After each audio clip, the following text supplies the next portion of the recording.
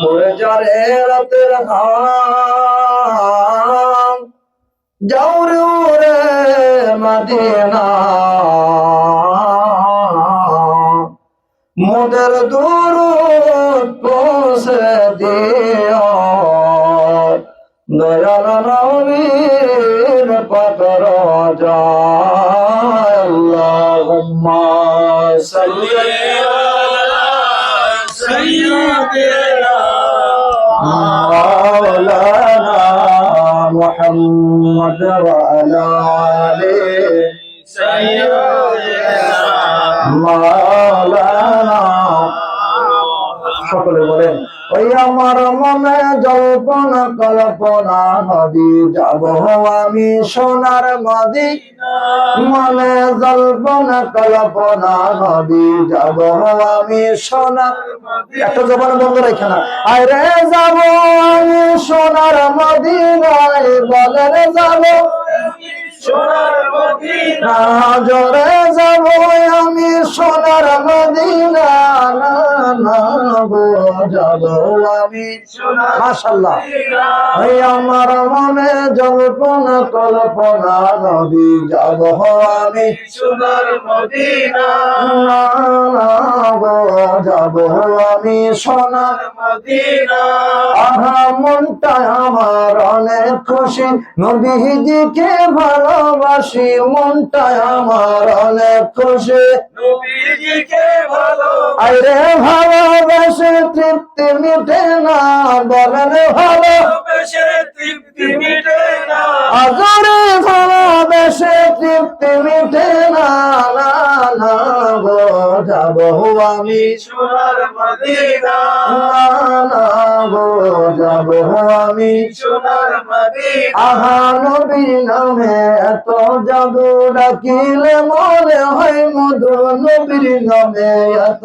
জাদু ডাকিলে মধু এই মধু কোথাও মিলে না বলেন এই মধু কোথাও মিলে না আহারে এই মধু কোথাও মিলে না না না গো যাব আমি সোনার মদিনা না না গো যাব আমি সোনার মদিনা আমরা মদিনা যাইতে চাই কি চাই না দুই হাত তুলে বলেন চাই কি চাই না নারায়ে তাকবীর নারায়ে রিসালাত নারায়ে রিসালাত হাত ধরে বলেন আহা নবীকে ভালোবেসে আল্লাহ শীতল পরে নবীজিকে ভালোবাসলে আল্লাহ রাজি তার পরে থাকে না কো চিন্তা ভাবনা বলেন থাকে না কো চিন্তা ভাবনা না না গো যাব আমি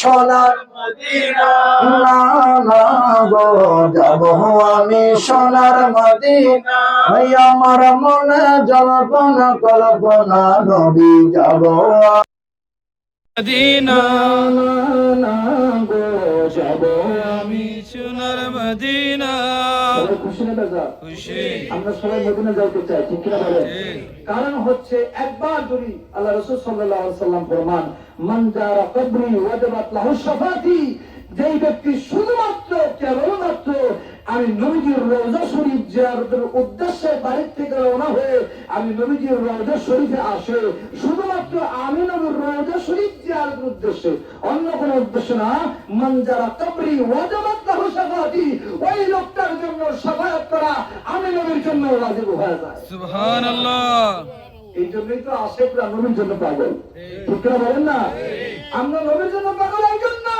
কাল নবী লাগবে কিয়ামতে নবী লাগবে হাসরে নবী লাগবে কুরসিরাতে নবী লাগবে কবরে এমন কোন জায়গা নাই যেই জায়গার মধ্যে নবী ছাড়া আপনি পার হতে পারবে ঠিক না পারবে না পারবে পারবে তো পারবে পৃথিবীর যত বড় সায়েন্টিস্ট হন যত বড় আলেম মোল্লা হয়ে যায় না কেন নবী ছাড়া একটা কদমও কবর থেকে হাসর পর্যন্ত পার করা যাবে হায় হায় মানুষের জীবনের তিনটা সবচেয়ে বড় বিপদ এক নম্বর নাম হচ্ছে মরণ এক নম্বর নাম কি সবাই বলে সবাই বলেন এই এক নম্বর মরণ এই বেলা নবী লাগবে কারণ কি জানে কারণ মরণের সময় যদি ওই নবীর কালিমা লা ইলাহা ইল্লাল্লাহু মুহাম্মাদুর রাসূলুল্লাহ সাল্লাল্লাহু আলাইহি ওয়াসাল্লাম। এই কালেমাটা যদি আপনার নসিব না হয় সর্বনাশ হয়ে যাবে। আমি কথা ভুল বললাম? সর্বনাশ হয়ে যাবে। কারণ শয়তান মানুষকে সবসময় ধোঁকা দিতে থাকে। সবচেয়ে বড় ধোঁকা দেয় শেষ সময়, মৃত্যুর সময়। আল্লাহর ওলিদেরকে পর্যন্ত ধোঁকা দিতে থাকে। আর আপনি আমি তো ভাই সাধারণ মুমিনে নাকেস। শুধু আমরা কালেমাটা পড়েছি মুখে, আমাদের আমলের ভিতরে ত্রুটি, আমাদের চলার ভিতরে ত্রুটি, আমাদের বলার ভিতরে ত্রুটি, আমাদের নষ্টের কারণে আমরা সদা সর্বদা নিম্নগামী। আর আল্লাহ ওলিদের নাম পবিত্র হয়ে গেছে। এরপরও মরণের আগে শয়তান ধোঁকা দিয়ে শেষ চেষ্টা করে দেখি তারা হালাক করতে পারে কিনা। আর আমরা কি রে ভাই, এই মরণের সময় নবীর কালামা যদি আপনার নসিব হয়, আপনি ধন্য, আপনি আমি সবাই ধন্য। যদি আমার শেষ বাক্যটা লা ইলাহা ইল্লাল্লাহু মুহাম্মাদুর রাসূলুল্লাহ হয়ে যায়। যার জন্য নবীজির পিতা সমতুল্য আবু তালিব, যিনি আমার পিতার সম্মানে, পিতার ভালোবাসায় নিজের ছেলের মতো করে আমার নবীকে লালন পালন করেছে। কথা বলে বলেছিলেন, চাচা আপনি একবার মাত্র কালেমা পড়ে নেন, একবার পড়ে নেন লা ইলাহা ইল্লাল্লাহু মুহাম্মাদুর রাসূলুল্লাহ ফাদাখালাল জান্নাহ, আপনার জান্নাতে যাওয়ার সার্টিফিকেট আমি দিয়ে দেব। সে চাচা তো ওই মূর্তি পূজার অনুসারী ছিল, আগের অনুসারী ছিল। উনি বলল, না আমি আমার বাপদাদার ধর্ম বিসর্জন দিতে রাজি না। বললো চাচা শেষ সময়, মৃত্যুর সময়, বললো চাচা আপনার বলাও লাগবে না, আপনি বলেন আপনি আমাকে আখির নবী হিসেবে মানেন, শুধু একে স্বীকার করেন, বাকিটা আমি দেখে নিব, বাকিটা আমি দেখে নেব, আপনি শুধু স্বীকার করেন আপনি আমার শেষ নবী হিসেবে লা ইলাহা ইল্লাল্লাহ মুহাম্মাদুর রাসূলুল্লাহ, এটাই আপনি রাজি আছেন। উনি চিন্তা করলেন, না না আমি শেষ সময় আমার বাপদাদার কলমের, আমার ভাইরা ধর্মের ভিতরে চুলকানি দিতে রাজি না। শেষ আমার নবীর সবচেয়ে প্রিয়জন আবু তালিব, যার শাস্তির ব্যাপারে বলা হচ্ছে সবচেয়ে কম শক্তিতে আঁকে দেওয়া হবে। কেন জানেন? নবীকে ভালোবাসার কারণে। তা ভালোবেসেছে কিন্তু কালেমা গ্রহণ করে নাই। কিন্তু যদি নবীর ঈমান নিয়ে ভালোবাসতো, বিশ্বাস নিয়ে যে হ্যাঁ উনি আখিরি নবী, তাহলে পরে সামান্য পর্যন্ত লা ইলাহা ইল্লাল্লাহ বললে পরে তাকে জান্নাতে উচ্চ মাকাম দান করে দিত। আমরা নবীকে ভালোবাসি, ঠিক কিনা বলেন? ঠিক না? আমরা নবীর কালেমায় বিশ্বাসী, বিশ্বাসী না ভাইজান? নাকি লা ইলাহা ইল্লাল্লাহ পর্যন্ত আমরা বিশ্বাসী? এলাকার মধ্যে ঝামেলা আছে যে লা ইলাহা ইল্লাল্লাহ মুহাম্মাদুর রাসূলুল্লাহ পাশাপাশি লেখা যাবে না, বলা যাবে না, এরকম আছে কি একজন? আলহামদুলিল্লাহ, খুশি হইলাম। রাজশাহীতে বেশি আছে। আহলুল খবিস নামে একটা দল আছে, এরা বলে লা ইলাহা ইল্লাল্লাহ মুহাম্মাদুর রাসূলুল্লাহ পাশাপাশি লেখা শিরক। চিন্তাটা জোরে কর নাউজুবিল্লাহ। হায় হায়, যেই কালেমা না পড়লে আপনি মুসলমানই না, আপনি সেই কালেমা লিখতে গেলে আপনার শিরক হয়ে যাবে। তা আপনি মুসলমান হইলেন তো কোন কালেমা পড়া? নবীজির পবিত্র রওজা শরীফের সামনে, মসজিদে নববীর সামনে লেখা আছে পাশাপাশি লা ইলাহা ইল্লাল্লাহ মুহাম্মাদুর রাসূলুল্লাহ, শিরক হয় না। আমাদের বাংলাদেশে কিছু খবিস মার্কা আলেম আছে, এদের কাছে লা ইলাহা ইল্লাল্লাহ মুহাম্মাদুর রাসূলুল্লাহ মসজিদে লেখলে লেখে শিরক একবার হয়ে যাবে। আমরা কোথায় বাস করি দেখেন। আর নবীর সাহাবীরা আমাদেরকে কিভাবে ভালোবাসতে জানেন? জানেন নবীকে অন্তর দিয়ে ভালোবাসতেন। নবীর একজন সাহাবী আছে, ওনার নাম জুলবাদাইন নামে পরিচিত আছে, অর্থাৎ দুইটা খণ্ডের চাদরের মালিক যিনি। এই আব্দুল্লাহ জুলবাদাইনের ব্যাপারে কিতাবে দেখলাম অনেক, ইবনে হিশামের মধ্যে আছে, আল বেদায়া ওয়ান নিহায়ার মধ্যে আছে, আল ইসাইয়া নামক গ্রন্থের মধ্যে আছে, আর অনেকটা ইতিহাস গ্রন্থের মধ্যে, হাদিস গ্রন্থের মধ্যে ঘটনাটা আছে। আমি আপনাদেরকে সংক্ষিপ্ত পরিসরে নবীর এই সাহাবীর ভালোবাসা আলোচনা করে বিদায় নিয়ে ইনশাআল্লাহ চলে যাব। আল্লাহ পাক কবুল করে, জোরে বলেন আমিন। আমিন। প্রিয় ভাইরা, নবীর প্রতি কতটুকু মহব্বত থাকতে হয় দেখেন। আল্লাহ নবী রাহমাতুল লিল আলামিন, উনি ইসলামের পরম দাঁড়ে দাঁড়ে মুসলমানদেরকে লা ইলাহা ইল্লাল্লাহ মুহাম্মাদুর রাসূলুল্লাহ এই দাওয়াত দিতেছিলেন। কিছু মানুষ গ্রহণ করে নিল, কারণ হলো আমার নবী রাহমাতুল লিল আলামিন, ওনাকে মক্কার মানুষজন আল আমিন অর্থাৎ সত্যবাদী হিসেবে, বিশ্বাসী সত্যবাদী হিসেবে ঘোষিত করেছিলেন। কারণ জীবনে ওনার জবান দিয়ে কোনোদিন একটা মিথ্যা কথা ব্যবহার হয় নাই, আমানতের খেয়ানত হয় নাই, কারো কোনো কথার কোনো খেলাপ হয় নাই। এই জন্য মক্কাবাসীরা ওনার নবী মানতে না রাজি হয় না, কিন্তু ওনার অবিশ্বাসকারীদের মধ্যে মানতে রাজি হয় না। আল্লাহু আকবার। যখন আল্লাহ রাব্বুল আলামিন পাইয়া যখন মক্কা থেকে মদিনায় হিজরত করলেন তখনও পর্যন্ত নবীর কাছে গচ্ছিত আমানত তার ভাই আলীকে দিয়া আমার নবী রাহমাতুল লিল আলামিন মদিনায় রওনা হয়ে গেলেন। প্রথমে মদিনা যখন রওনা হয়ে যাচ্ছিলেন আলী রাদিয়াল্লাহু তাআলা চিন্তা করতেছিলেন আজ মনে হয় আমার দিন শেষ, কারণ মক্কাবাসীরা আমার নবীর উপরে রাজি না, খুশি না, মারার জন্য চতুর্দিকে উঠতে আছে। আর এমন একটা সময় আমি আলীর কালে সমস্ত আমানত, সমস্ত পাওনা, যত টাকা পয়সা, স্বর্ণ অলংকার যাহা কি ছিল সব কিছু আমার কাছে দিয়ে গেল। কাফেররা যখন আমার নবীকে না পাবে রে, আমি আলীকে পেয়ে এই জায়গায় শহীদ করে দিবে। জোরে বলেন না আল্লাহু আকবার। নবী বলেন আলী রে, আলী রে, তুমি কি চিন্তা করতেছ? আমি বুঝে ফেলেছি। আলী আমানত গুলা আমানত দাতাদের কাছে গিয়া তুমি কিন্তু দেরি করবে না, তাড়াতাড়ি মদিনায় চলে আসো। আমি নবী তোমার জন্য অপেক্ষা করব, তোমার আমার দেখা হবে মদিনা মুনাওয়ারাতে। সুবহানাল্লাহ। আর জোরে বলো সুবহানাল্লাহ। সুবহানাল্লাহ। এবার আলী মনের যে দুঃখ ছিল রে, মনের যে কষ্ট ছিল, মনে হয় নবীর সঙ্গে আশা খাটাবে না, আমি শহীদ হয়ে যাব। যখন আলী ওই কথাটা শুনলো, নবী বলতেছিল আলী রে, সংজলদি করে আমানত দাতাদের আমানত দিয়া মদিনায় তুমি আমার সঙ্গে দেখা করবা। আলী বলতেছিল আল্লাহর কসম করে বলি রে, আগে বলেছিলাম মরে যাব, কিন্তু আমার মন এখন সাক্ষী দেয় আজরাইলের বাপের ক্ষমতা নাই আমার জানে হাত ধরে, কারণ রাহমাতুল লিল আলামিন এই মাত্র বলেছে মদিনায় ওনার সাথে দেখা হবে। আমানত যিনি খেয়ালত করাই উনি হলো রাহমাতুল লিল আলামিন। ওনার কথা প্রশংসা জনে জনে হচ্ছিল, বিভিন্ন জায়গায় ওনার প্রশংসা ফিরে যাচ্ছিল যে আব্দুল্লাহ বেটা মুহাম্মদ সাল্লাল্লাহু আলাইহি ওয়াসাল্লাম উনি অত্যন্ত বিশ্বাসী, কিন্তু উনি একটা নতুন ধর্ম আবিষ্কার করেছে যেটাকে বলা হয় বেদাত। বলবেন কি? সবাই বলেন কি? এই যে আবিষ্কার হলো বেদাত, মানে নতুন কোন জিনিস আবিষ্কারকে কি বলে? বেদাত বলে। আমাদের কিছু ভাইরা আছে বলে কুল্লু বেদাতুন দালালা, কি আছে না নাই? মিলাদ শরীফ আমরা পড়ি, বলে এটা বেদাত। তো বেদাত হচ্ছে কি হয়েছে? কুল্লু বেদাতুন দালালা, কুল্লু বেদাতুন দালালা, সব বেদাত ভ্রষ্ট, জাহান্নামে। জোরে কোন নাউযুবিল্লাহ।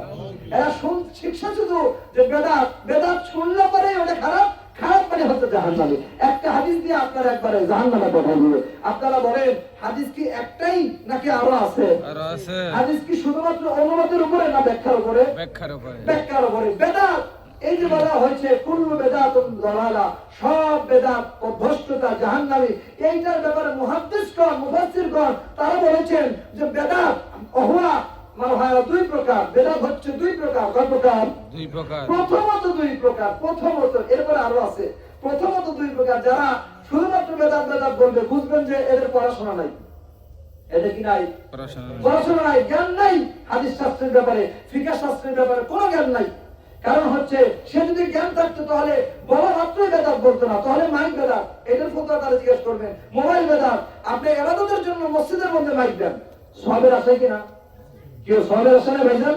একটা ছেলেকে মাদ্রাসায় পড়তে দেন, যে ছেলে একটা হাফেজ যদি হতে পারে 10 জনকে চিরজাহান্নামীকে জান্নাতে নিয়ে যাবে, এই হাদিসটা সহিহ। সুবহানাল্লাহ। তাহলে ওইটাও তো বেদাত। কেন? নবীর যুগে তো ওই সিস্টেমের মাদ্রাসা ছিল না। ঠিক ঠিক না বেশি?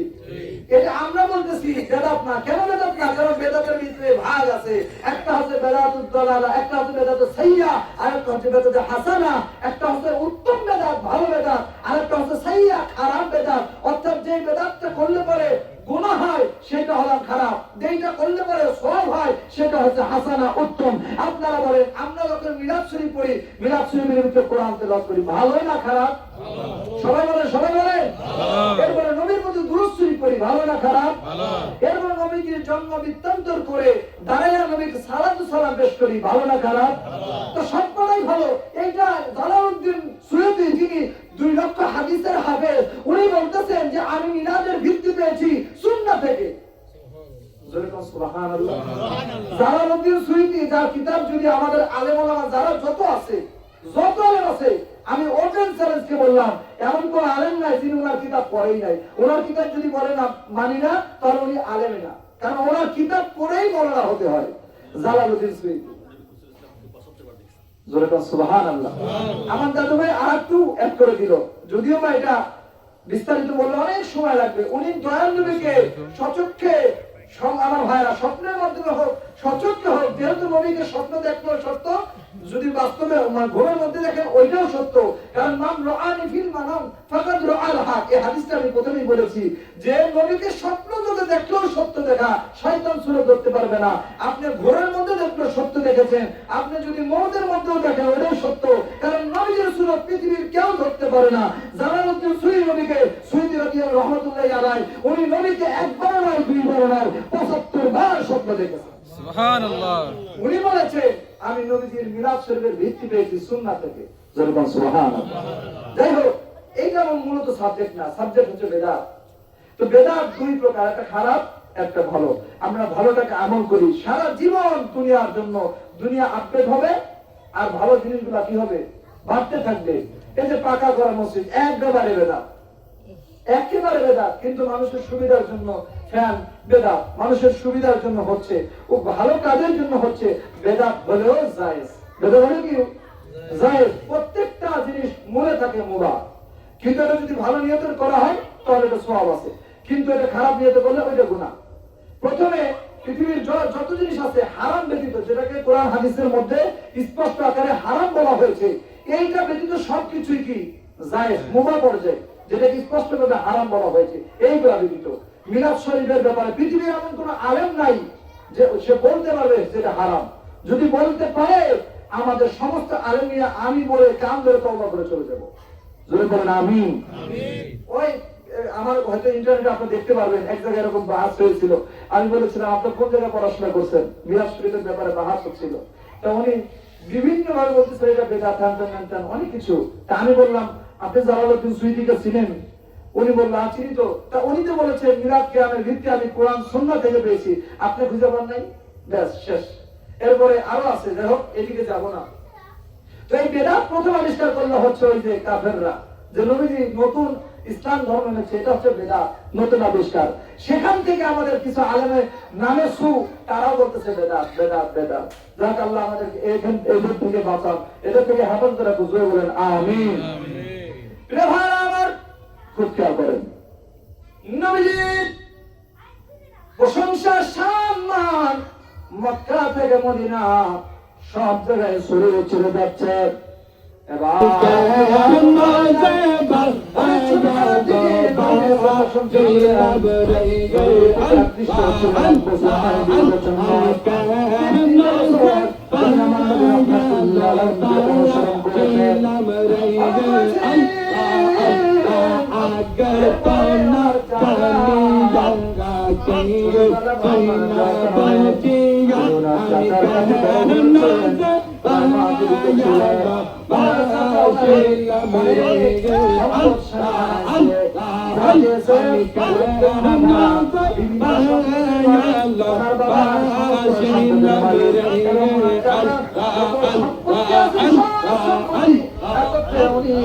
আব্দুল্লাহ পরিচালনা করার জন্য গিয়েছিলেন, এক বছর 3 বছর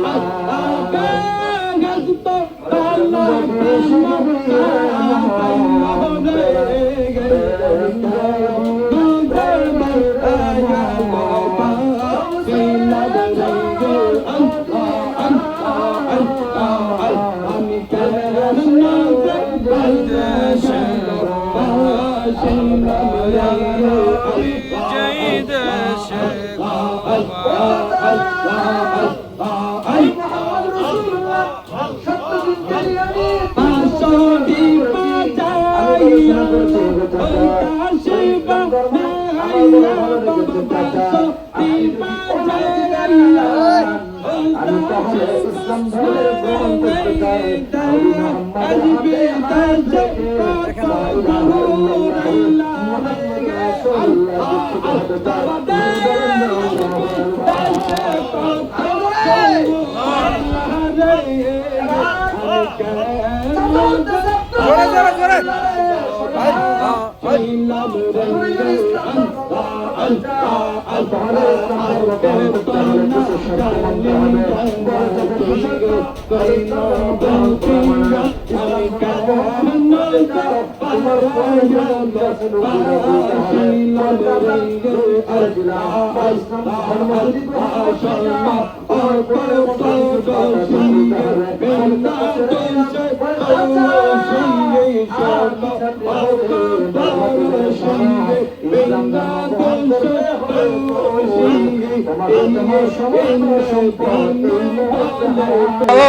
চিনলাম রে তাই নাকি ইসলাম? হ্যাঁ, সব সম্পদ থেকে তুমি এই মুহূর্তে মাহরুম হয়ে যাওয়া। ইসলাম ধর্ম গ্রহণ করা মাত্র তোমার সঙ্গে কোন সম্পত্তির সম্পর্ক থাকবে না। ঠিক আছে চাচা, ছেড়ে দিলাম। খুলে দাও, পোশাক খুলে দিল, লঙ্গের তওবা করে দিল। ইসলাম, ওই ইসলাম করেছিল নবী সাহাবীরা, আমরা কোন ইসলাম করি? আহারে আমরা টাকার বিনিময় ইসলামকে বিক্রি করে দে, জান্নাত বিক্রি করতে পিছপা হই না। কথা বলেন ঠিক না ঠিক? দুনিয়ার বুকে থেকে নবীর সাহাবীরা জান্নাতের সুসংবাদ পেয়েছেন নিজের জীবন দিয়া, আর আমরা ভোটের জন্য, নিজেদের রাজ কায়েম করার জন্য, নিজেদের ক্ষমতার চার বসার জন্য নিজেদের ইমান বিক্রি করে দিই, ইসলাম বিক্রি করে দিই। কথা বলেন ঠিক না ঠিক? আর আমাদের জন্য বড় আফসোস, আমরা কোন ইসলাম করি আর নবীর সাহাবীরা কোন ইসলাম করেছে? চাচা আর কোন কথা আসেনি? বলে ভাতিজারে আর একটা কথা আছে রে, তুমি যদি ইসলাম ধর্ম গ্রহণ করে নাও, এই মুহূর্তে তোমার সঙ্গে তোমার পরিবার, তোমার মা, আমি, তোমার যত আত্মীয় স্বজন আছে সবার সম্পর্ক এই মুহূর্তে ছিন্ন হয়ে যাবে। জোরে বলেন না আল্লাহু আকবার। ওরে প্রেম যদি করবি রে মন, তোরা প্রেম যদি করবি রে মন, সব ছেড়ে চল মদিনায়, আমার প্রেমের রাসূল যেই দেশে ঘুমায়, মায়ার নবী যেই দেশে ঘুমায়। দুনিয়ার মুসলমান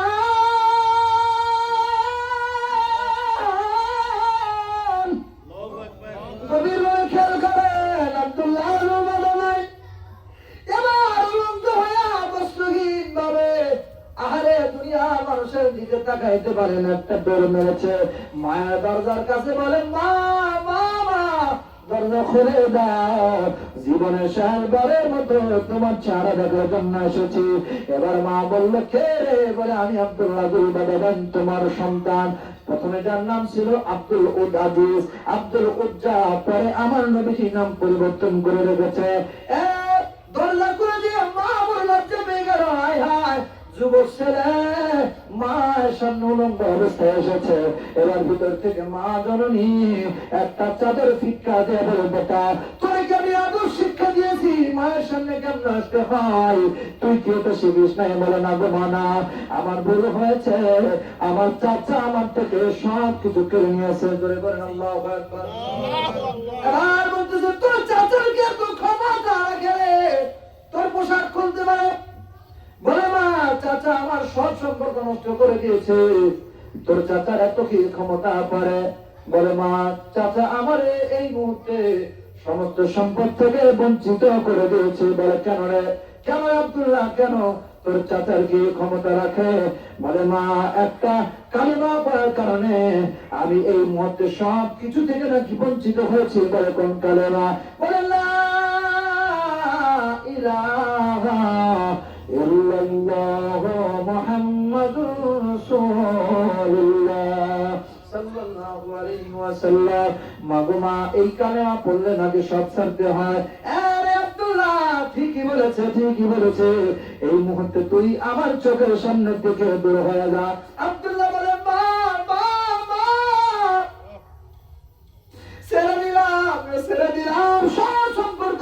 দিলাম, মা ছেড়ে দিলাম, চাচা ছেড়ে দিলাম, সম্পদ ছেড়ে দিলাম, দুনিয়ার সব ভালোবাসা আমি ছেড়ে দিলাম, কিন্তু আমি আমার নবীর প্রেমে জিদ করেছি, আমি আমার নবীর প্রেম ভালোবাসা ছাড়তে পারবো না।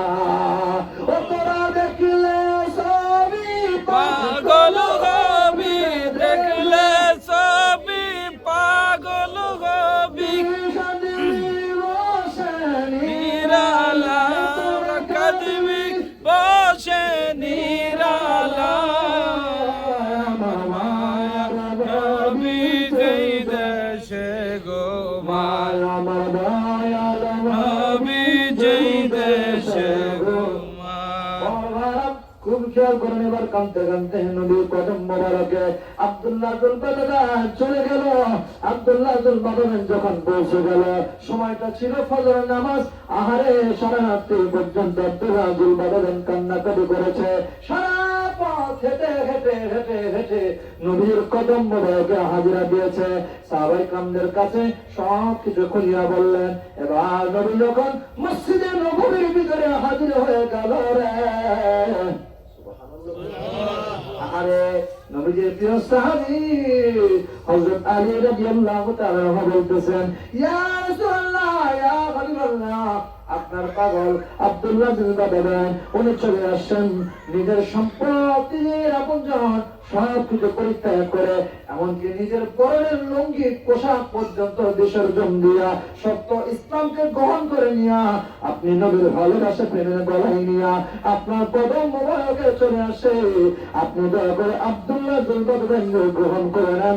সকলে বলেন না সুবহানাল্লাহ।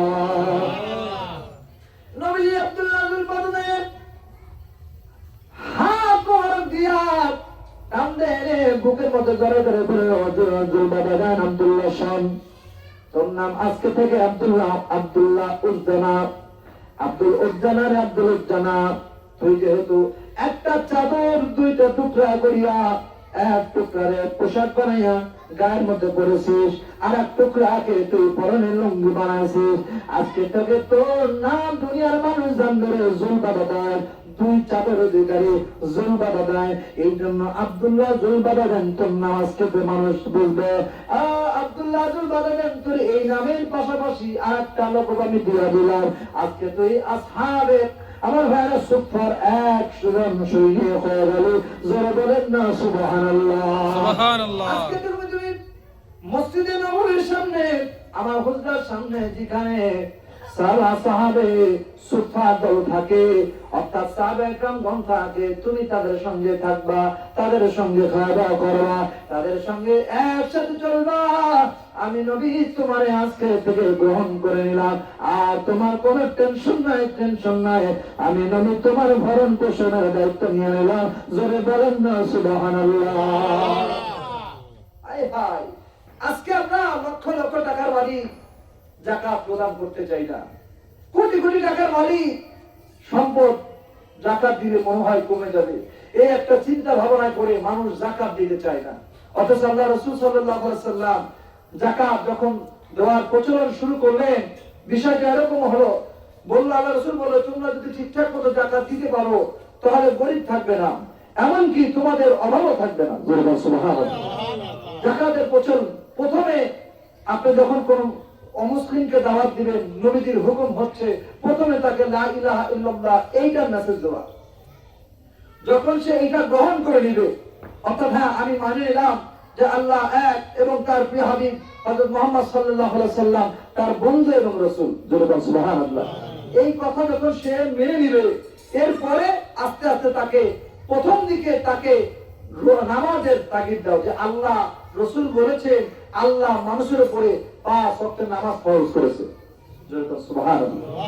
যখন সে এটা মেনে নিবে, এরপরে তাকে তুমি যাকাতের ব্যাপারে বলো, অর্থাৎ তোমার যে সম্পদ আছে এই সম্পদ থেকে বাংলাদেশের হিসাব অনুযায়ী 2.5% স্বর্ণের হিসাব অনুযায়ী 7.5 তোলা স্বর্ণ, রৌপ্যের হিসাব অনুযায়ী 52.5 তোলা রৌপ্য, অথবা এই সমপরিমাণ সম্পদ যদি কারো থাকে, তাহলে পরে ওই লোকটাকে যাকাত দিতে হয়। তার মাল সামানকে পবিত্র করার জন্য, সহি শুদ্ধ করার জন্য, তোমার মালটাকে যেটা আরো আল্লাহ বৃদ্ধি করে শুকরিয়া আদায় করার জন্য, যাকাত প্রদান করার জন্য আল্লাহ বলেছেন। তখন সে যদি মেনে নেয়, হ্যাঁ আমি এটা মেনে নিলাম, আমি দিব, তাহলে এরপরে থেকে তুমি সওমের কথা বলো। অর্থাৎ আল্লাহ পাক মানুষের ভিতরে একটা নফস নামক কালসার দিয়ে দিয়েছে, দুনিয়া নামক এক শয়তান দিয়ে দিয়েছেন, দুনিয়ার নারী নামক একটা মোহ দিয়ে দিয়েছেন। কাম, ক্রোধ, লোভ, হিংসা, মত মৎসর্য, কিনারিয়া, তাকাব্বুরি, বড়াই, এই সমস্ত হলো নফসের শক্তি, দুনিয়ার শক্তি। তুমি যদি এইগুলাকে কন্ট্রোল করতে চাও, আল্লাহ আরেকটা জিনিস দিয়েছে, বলে কি? বলে সেটা হচ্ছে দিনের বেলা রাতের বেলা 5 ওয়াক্ত যেরকম নামাজ পড়ো, একই ভাবে তোমাকে রাতের বেলা খেতে হবে, দিনের বেলা রোজা রাখতে হবে, অর্থাৎ অনাহার থাকতে হবে। যখন রোজা সে মেনে নিবে, তখন সে প্রকৃতপক্ষে মুমিন হতে পারবে।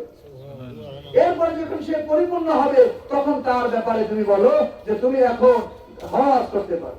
যেরকম সুবহানাল্লাহ। একজনে তারে সাবাই দিয়েন না, কালেমা পড়েন, রোজা রাখেন, নামাজ পড়েন, এরপরে হজ আদায় করেন, যাকাত দেন, এক চামচের নবীজিন কাউকে দেন নাই। আস্তে আস্তে মানুষকে লাইনে আইনা, মানুষকে বুঝাইয়া। ইসলাম অর্থ কি বলেন তো আপনারা? শান্তি। সবাই বলেন ইসলাম অর্থ কি?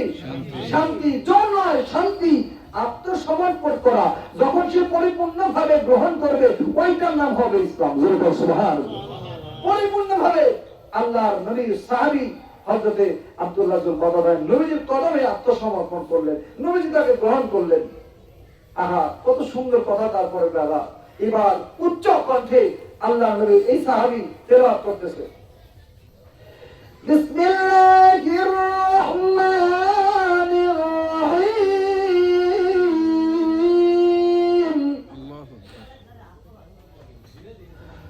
والضحى إذا سجى ما ودعك ربك وما قلى. الله أكبر. وللآخرة خير لك من الأولى ولسوف يعطيك ربك فترضى.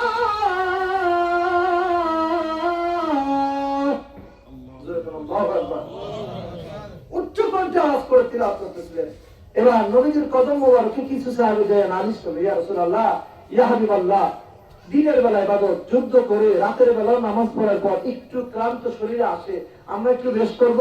আমাদের মজলিসের ভিতরে, আহলে সুফার ভিতরে এই যে নতুন এসেছে আব্দুল্লাহ যুল বাদাদান, সে তো চিৎকার করে কোরআন তেলাওয়াত করে, আমরা ঘুমাইতে পারি না।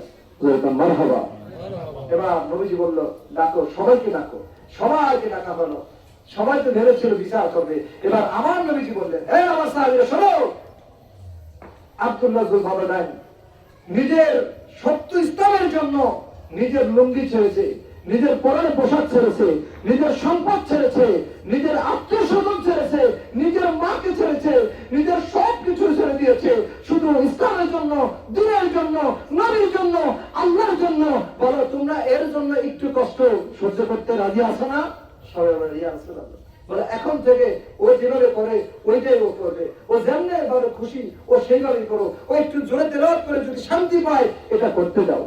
সুবহানাল্লাহ।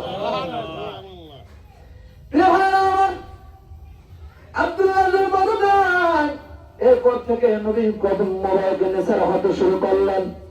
যত জায়গায় যায় নবী ছায়ার মতো যায়, নবীর কদমে আরজ করে, ইয়া রাসূলুল্লাহ, ইয়া হাবিবাল্লাহ, আল্লাহর দরবারে একটা দরখাস্ত আমি জানাই, ইয়া নবী আল্লাহ, আপনি দয়া করে গ্রহণ করে নেয়। বলো কি গো?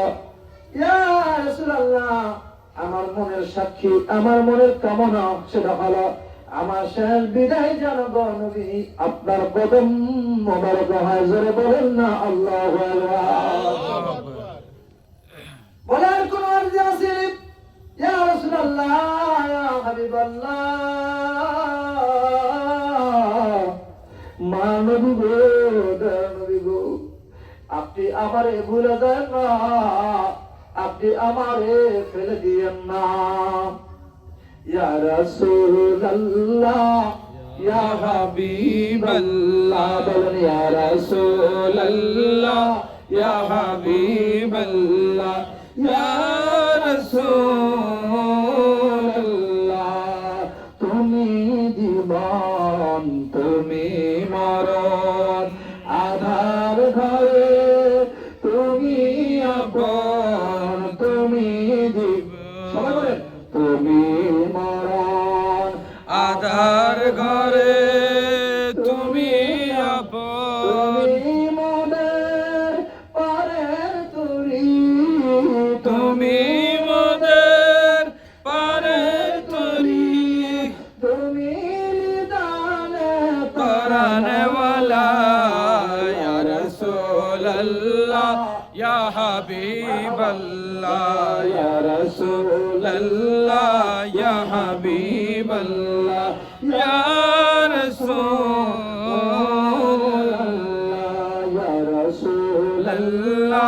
ইয়া হাবিবাল্লাহ, ইয়া রাসূলুল্লাহ ইয়া হাবিবাল্লাহ। আর লম্বা আলোচনা, যেহেতু সময় বেঁধে দেওয়া আছে, নির্দিষ্ট সময়ের মধ্যে আলোচনা শেষ করতে হবে, এই জন্য লম্বা আলোচনাকে ছোট্ট করে আপনাদেরকে মূল মেসেজটা আমি দিয়ে দিচ্ছি।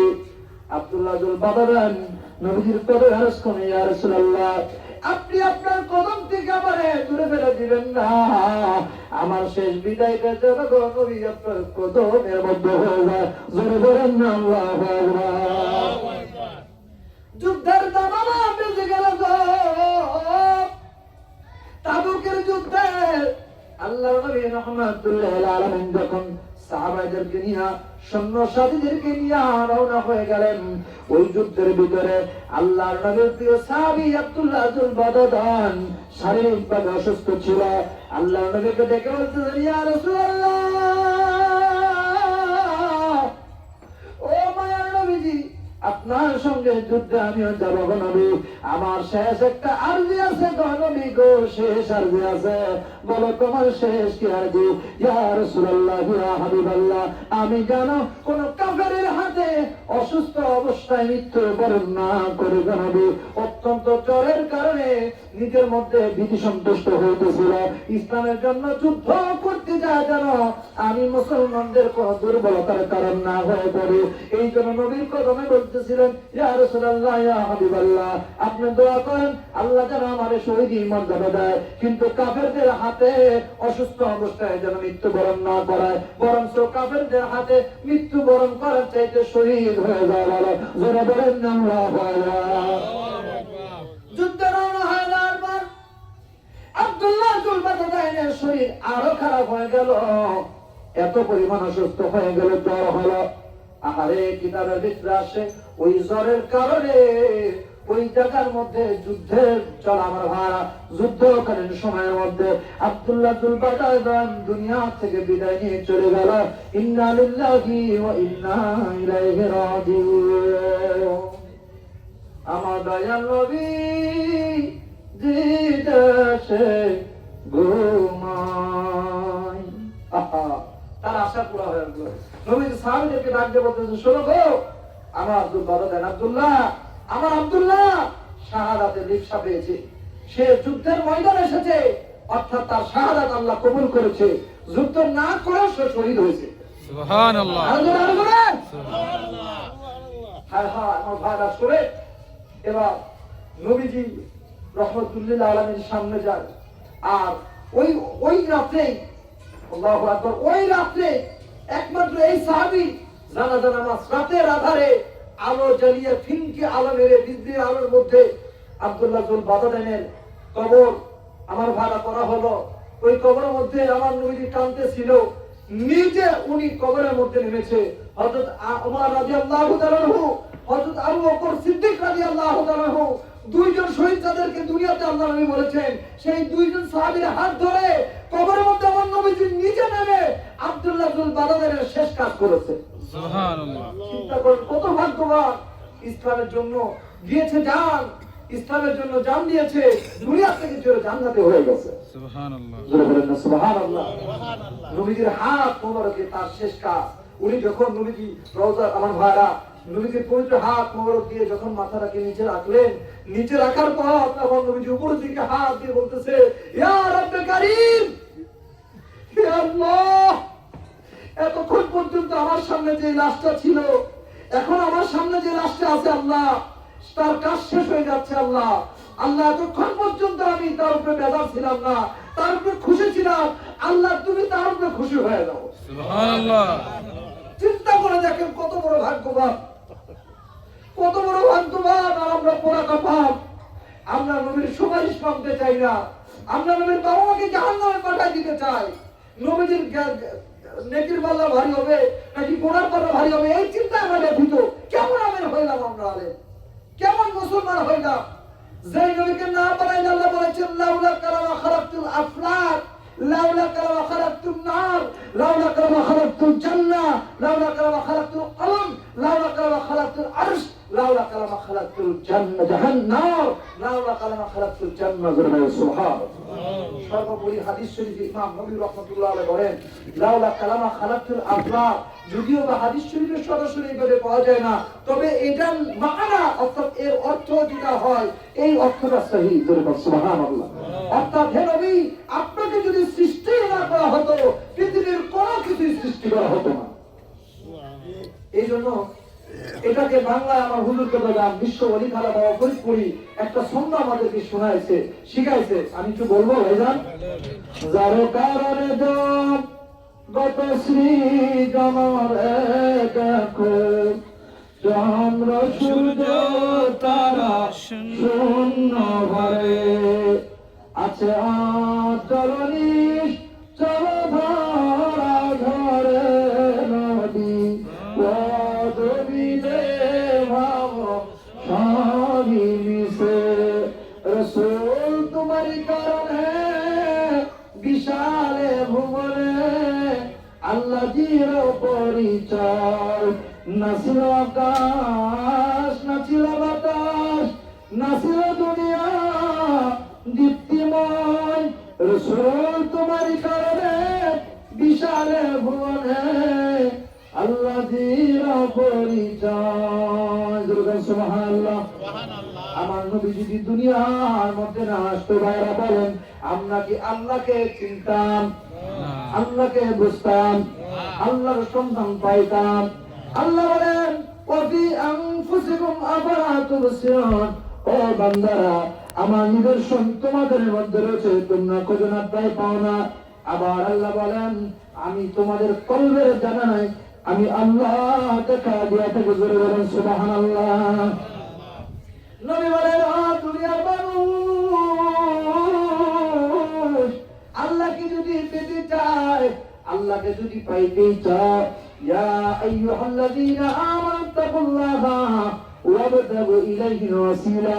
ওই ঈমানদার সকল, আল্লাহ কিন্তু কাফেরদেরকে বলে নাই, কোন মুনাফিকদেরকে বলে নাই, কোন বেঈমানকে বলে নাই, যারা ঈমান আলা অর্থাৎ লা ইলাহা ইল্লাল্লাহ মুহাম্মাদুর রাসূলুল্লাহ যে কালেমা গ্রহণ করে নিয়েছেন, ওই মানুষটাকে আল্লাহ ডাক দিয়ে বলেন, ইয়া হে আইয়ুহাল্লাযীনা আমানু, ও হে ঈমানদার সকল, আমানু যারা বিশ্বাসী, ঈমান আনয়ন করেছো, ইত্তাকুল্লাহ, যারা আল্লাহকে ভয় করো, ইত্তাকুল্লাহ, আল্লাহকে ভয় করো, ভয় করার মতো করো, ওয়াবতাগু ইলাইহিল ওয়াসিলা, আর আল্লাহকে পাওয়ার জন্য মধ্যস্থ ওসিলা অন্বেষণ করো। বলেন না সুবহানাল্লাহ। আল্লাহকে যদি পেতে চাও, মধ্যস্থ ওসিলা করো, অর্থাৎ ভায়া ব্যবহার করো। এই ভায়া ছিল নবী রাসূলগণ। নবী রাসূলরা তারা ওয়ারাসাতুল আম্বিয়া রেখে গেছে, অর্থাৎ যারা আল্লাহর রঙিন, যারা নবীর ভালোবাসা আমাদের শিক্ষা দিয়েছেন, যার কাছে গেলে নবীর মহব্বত পাওয়া যাবে, যার কাছে গেলে নবীর প্রেম পাওয়া যাবে, আল্লাহর তাকওয়া যার ভিতরে থাকবে, সেই হচ্ছে ওয়ারাসাতুল আম্বিয়া। নবীর ওয়ারিস তারাই হচ্ছে। আমার মতো আলেম হলেই ওয়ারিস নয়, আমার মতো ওয়ারিস যারা মাপে মানুষকে কম দেয়, সে কি কখনো নবীর ওয়ারিস হতে পারে? হতে পারে? যে মানুষকে ঠকায় সে কখনো নবীর ওয়ারিস হতে পারে? কারণ নবী তো মানুষের আমানত রক্ষা করেছেন, ঠিক না বলেন? মানুষকে সাহায্য করেছেন, মানুষকে দাঁড়ে দাঁড়ে যে গরিবকে আছে দেখে দেখে দেখে দেখে দেওয়ার শিক্ষা দিয়েছেন। আর আমরা কি করি, একটা জিনিস আসলে পরে সরকার থেকে আমাদের জিনিসই, কিন্তু যখন গরিব দুঃখীর কাছে আসবে ওইটা আমরা কেমনে মাটির তলে ফেলবো ওই চিন্তা করি। কথা বলে ঠিক না বেশি? সে হোক টুপি আলা হোক আর পাঞ্জাবি আলা হোক, ক্ষমতায় গেলে পরে সে লোক সামলাতে পারে না। ক্ষমতায় গেলে পরে এমন হয়, টাকা দিয়েছে খ্রিস্টান, বলতেছি বাবা আমি মুসলমান, আমি তোমাদেরকে দিলাম, এই আমার নামে চলাই দিচ্ছি আমি। কেউ এই বলেন ঠিক না বেশি? আমরা চাই নিজেকে হাইলাইট করতে। আর আমার নবীজির সাহাবীরা ওমরের জীবনে আপনি করে দেখেন না, উনি যখন দিতেন রাতের বেলা খোঁজ নিয়ে দিতেন, দিনের বেলা উনি যে গিয়েছেন, উনি যে দেখেছেন, উনি যে গবেষণা করেছেন, এটা অনেকে জানে না। অর্থাৎ আল্লাহর নবী সেই কথা, তোমরা মানুষকে সাহায্য করো এইভাবে, বাম হাত দিয়ে ডান হাত দিয়েছো, বাম হাত দিয়ে পাবে না। এটা হচ্ছে নবীর শিক্ষা, নবীর সাহাবীদের শিক্ষা, এটাই ওয়ারাসাতুল আম্বিয়া, আম্বিয়া কিরামদের শিক্ষা। আমার দিকে বলেন হুজুর, যখন বিশ্ব জাকের মঞ্জিলে কিচ্ছু থেকে কিচ্ছু ছিল না, শুধু হিন্দু, চতুর্দিকে বেদুইন ছিল, বিশ্ব জাকের মঞ্জিলে মুসলমান আমার পর্দাদারা দাদারা তারা ছিল, কিন্তু মুসলমানের কাজ কি জানতো না। ঈদের দিনে এই যে আমার কাকা আছে, আমার কাকা, আমার বাবার ভাই, উনি আছেন, ওনারা ভালো করে জানেন, ঈদের দিনে মানুষ লাঙ্গল লইয়া ক্ষেতের দিকে যাইতো, যদিও ওকে চাষাবাস হইতো না, লাঙ্গল লইয়া ক্ষেতের দিকে যাইতো, জমিদারকে চাষাবাস করাইতো। জমিদাররা আমাদের পরদাদাদেরকে দিয়া, দাদারকে দিয়া চাষাবাদ করাইতো, খাত কইলে আগে বিন চাষের মতো ব্যাপার, চাষাবাদ করাইতো। মুসলমানরা ঈদের দিনে কি করতে হয়? কি করতে হয়? আমল করতে হয়, নামাজ পড়তে হয়, সুগন্ধি মাখতে হয়, মিষ্টান্ন খেতে হয়, সুন্নাহ কি আর নামাজ আদায় করতে হয়। আর আমাদের পূর্বপুরুষরা ওই বিশ্ব জাকের মদিনা আত্মশিবিরে ফরিদপুর চিনেন আপনারা, ওখানে মানুষজন ঈদের দিনে লাঙল চড়াইতো। আর যখন খুব খেয়াল করেন, আর যখন অন্যান্য ধর্মের অনুষ্ঠান হতো, বিশেষ করে হিন্দু ধর্মের অনুষ্ঠান হতো, আমি তাদের গালামন্দ করছি না, তা যার যার ধর্ম তার তার, আমাদের মুসলমানের ভাইরা যায়া হিন্দুদের সাথে আলপি নাচে, তারা শরীক হইতো। এটা তাদের কাজ তারা করুক, কারণ তারা ধর্ম নিয়ে কটূক্ত করা আমাদের ইসলাম শিক্ষা দেয় না, ঠিক না বলে? কিন্তু আমাদের ইসলাম কি বলে? ইসলাম বলে আকিমুস সালাত, তোমরা নামাজ আদায় করো, তোমরা রোজা রাখো, আর তোমরা কি বলো হজ আদায় করো, যাকাত প্রদান করো, সিয়াম মাসে মাহে রমজান মাসে রোজা রাখো, কালেমা পড়ো, এটা হচ্ছে আমাদের কাজ। কিন্তু আমরা দেখা যায় রোজা রাখার বদলে, নামাজ পড়ার বদলে আমরা যাই মন্দিরের আমার ভাইরা দেবী দুর্গার সামনে মন্ত্র পড়ে মানুষকে খুশি করার জন্য দেখায়। এটা দুনিয়া আসলে দেখার জন্য, এটাই কোনো ফায়দা হবে না, বরং এতে আপনার নিজের জন্যই ক্ষতি আপনি ডেকে আনছেন। আল্লাহ পাক আমাদেরকে সত্য ইসলাম বুঝার তৌফিক দান করে, বলুন আমিন। আমাদের সকলকে সত্য ইসলাম বুঝে আমল করার তৌফিক দান করে, বলুন আমিন। নবীজি হাত তোলা দেরি হয়েছে, আর দোয়া কবুল হতে দেরি হয় না, যেরকম সুবহানাল্লাহ। এটা হচ্ছে নবীর হাতের বরকত, ইসলামের বরকত। আমরা যেন সেই সত্য ইসলামকে অন্তরে রেখে, অন্তরে ধারণ করে জীবনের শেষ নিঃশ্বাস ত্যাগ করতে পারি, জোরে বলেন আমিন। যদি মদিনার ইসলাম দেখতে চান, আপনাদের সকল ভাইকে অনুরোধ করবো, যদি মদিনার ইসলাম কেমন, মদিনা কিভাবে চলতো, কিভাবে মাটি কেটেছে, কিভাবে ছাগল চড়াইছে, কিভাবে মানুষকে মেহমানদারি করেছে দেখতে চান, আপনাদের দাওয়াত রইল বিশ্ব জাকের মন্দিরে যান। বিশ্ব জাকের মন্দিরে গিয়ে দেখবেন নবীর সেই সুন্নাত গুলো, ছোট ছোট সুন্নাত গুলো এখনো জারি আছে, আছে না নাই? জাকের মন্দিরে আছে না নাই? মাটি কাটা সুন্নাত কোন মৌলানা বাড়ি খুঁজে পাবেন? খাওয়ানোর সুন্নাত কোন মৌলানা বাড়ি খুঁজে পাবেন? সহজে খুঁজে পাবেন না। মৌলানার বাড়ি পাবেন কি, যে মৌলানা দেওয়া খেয়ে পেটটাকে সামনে দিকে নিবে, পিঠটা পিছন দিকে, পেটটা সামনে হাঁটতেছে, পেটটা উঁচা কইরা। আর প্রকৃত পক্ষে যারা ওয়ারাসাতুল আম্বিয়া, নবীর ওয়ারিস, তাদের পেট কখনো উপর দিকে যাইতে পারে না, ঠিক করে বলে? তারা মেহনত করে, কষ্ট করে, নবীর সুন্নাত আদায় করে। শুধুমাত্র একবারে পেট ভরে খাইলাম, এরপরে মিষ্টি খাওয়ার সুন্নাত আদায় করলাম, হলো না ভাই। কষ্টের সুন্নাত গুলো পালন করে, তাহলে পরে আপনার জন্য দিন দুনিয়া দুইটাই লাভবান হবে। আল্লাহ পাক সকলকে আমল করার তৌফিক দান করে, জোরে বলেন আমিন। আসেন আমরা সেই নবীর মহব্বতে দাঁড়ায় সালাম দেই। ইয়া নবী সালাম या रसूल सलाम या हबीब सलाम अलैका